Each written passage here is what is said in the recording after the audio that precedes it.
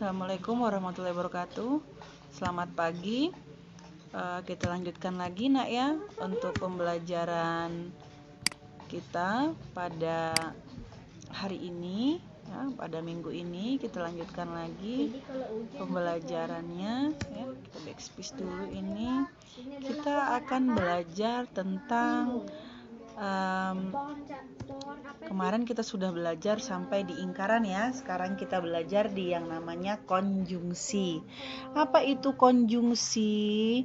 Konjungsi itu kalau dalam bahasa Indonesia itu kalimat penghubung. Kalau penghubung itu biasanya kata-katanya apa? Dan gitu ya. Jadi perhatikan di sini. Jadi kalimat konjungsi itu mengandung kata-kata dan. Nih, perhatikan kalimat ini. Aku suka sayur dan buah.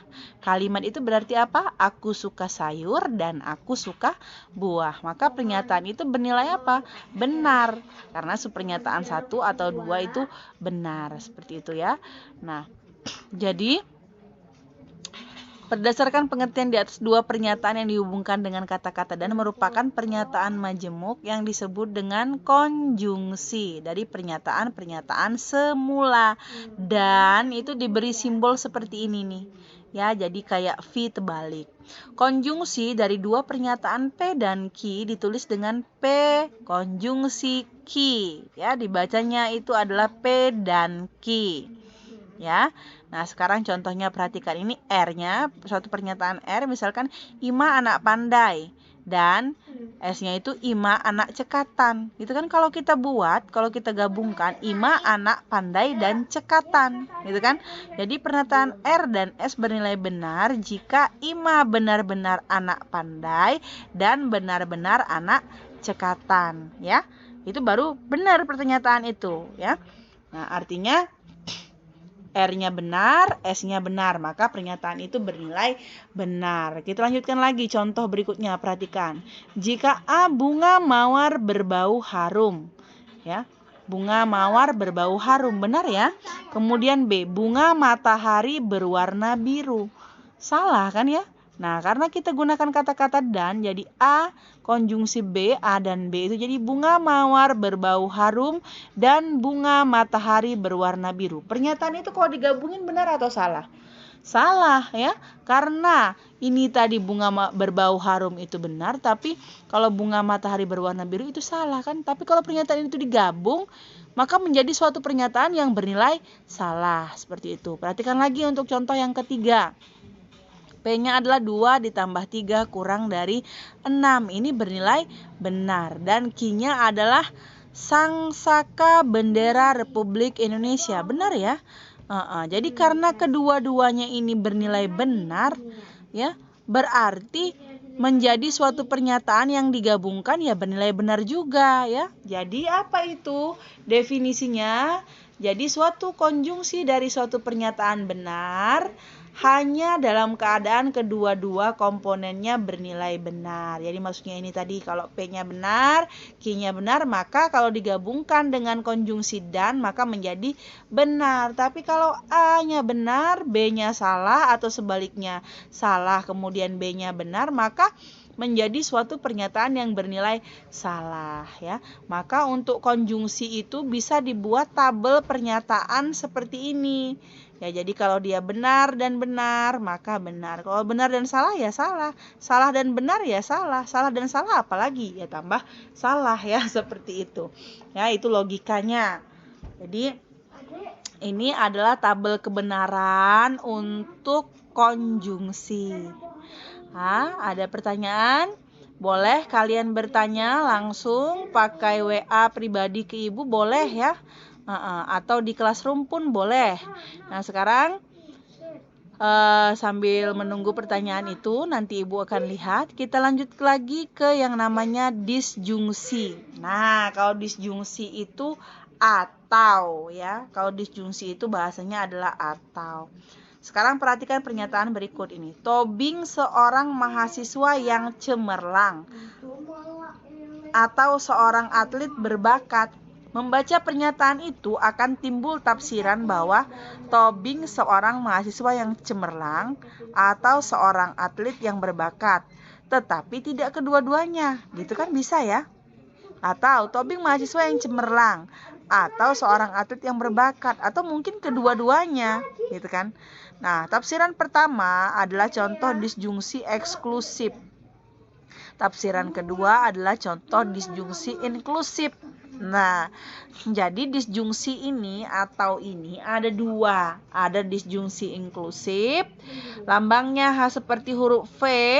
Kemudian ada disjungsi eksklusif, lambangnya seperti huruf P, ada garis di bawah, ya. Nah, seperti itu. Lanjut. Nah, disjungsi inklusif dari dua pernyataan P dan Q ditulis P atau Q. Sedangkan disjungsi eksklusif dari dua pernyataan P atau Q itu dibaca P atau Q. Pernyataan P seperti tanda VIQ ini disebut sebagai pernyataan disjungtif. Nah, sekarang perhatikan contohnya ya. P itu aku tinggal di Indonesia. Q-nya aku belajar bahasa Inggris sejak SMP.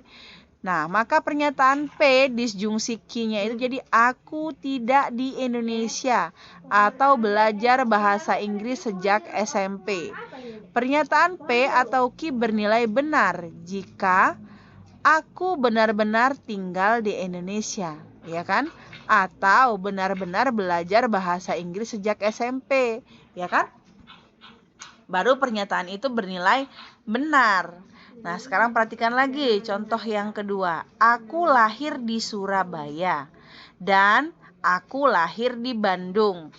Nah, sekarang disjungsinya aku lahir di Surabaya atau di Bandung. Berarti pernyataan R atau S itu bernilai benar jika aku benar-benar lahir di salah satu kota, ya kan? Surabaya atau Bandung, tidak di kedua tempat. Itu mustahil, bukan? Ya, jelas mustahil. Jadi artinya aku lahir di Surabaya atau di Bandung. Gitu. Berarti ya salah satunya bernilai benar. Maka pernyataan itu bernilai benar gitu kan. Dari contoh itu bisa kamu buat kesimpulan. Nah, seperti tabel di sini nih. Tabel disjungsi inklusif. Jadi pernyataan P atau Q itu bernilai benar jika kedua-dua pernyataan itu benar atau salah satunya bernilai benar. Ya, salah satunya bernilai benar. Itu sudah cukup suatu kebenaran itu dinyatakan. Suatu pernyataan itu dinyatakan benar kalau untuk disjungsi inklusif. Aku lahir di Surabaya atau lahir di Bandung, gitu kan. Nah, jadi kalau memang benar kamu lahir di Surabaya, ya berarti kamu nggak lahir di Bandung, gitu. Atau kalau memang kamu lahir di Bandung, berarti tidak lahir di Surabaya. Nah, seperti itulah. Jadi pernyataan P atau Q atau disjungsi inklusif itu bernilai benar jika kedua-duanya benar dan salah satunya benar. Sekarang perhatikan kalau disjungsi eksklusif itu dia bernilai benar jika hanya salah satunya benar saja. Tidak mungkin dia kedua-duanya. Kalau kedua-duanya benar malah dia bernilai salah, atau kedua-duanya salah bernilai salah. Jadi kalau disjungsi eksklusif itu cuma disuruh pilih salah satu aja, gitu ya. Oke. Sampai di sini dulu untuk disjungsi eksklusif dan inklusif. Ada pertanyaan? Ya. Oke, kalau masih belum ada, masih bisa kita lanjutkan ke kondisional atau implikasi. Ya, coba perhatikan kalau implikasi. Jika matahari bersinar, maka udara terasa hangat. Jadi, ya, benar kan ya? Bila matahari bersinar, udara terasa hangat. Sepanjang waktu matahari bersinar, udara terasa hangat. Matahari bersinar berarti implikasinya udara terasa hangat, gitu kan ya?